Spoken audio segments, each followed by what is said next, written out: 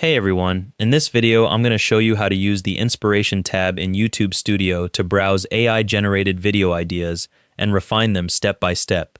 From the YouTube Studio dashboard, click Content in the left sidebar to open your channel content page.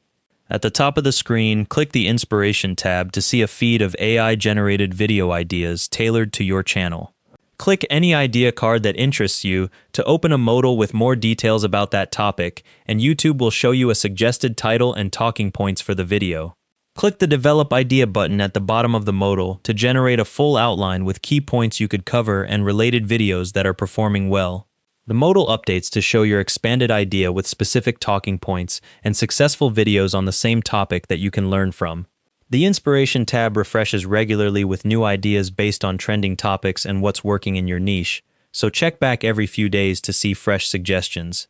If none of the current ideas feel right, scroll down to load more suggestions or try again later when YouTube's AI has analyzed more trends. You can also click on the related videos shown in the Develop Idea view to see exactly what's working for other creators on that topic and identify gaps you could fill. And that's how to use the Inspiration tab to find and develop video ideas. Thanks for watching. Hope this helped.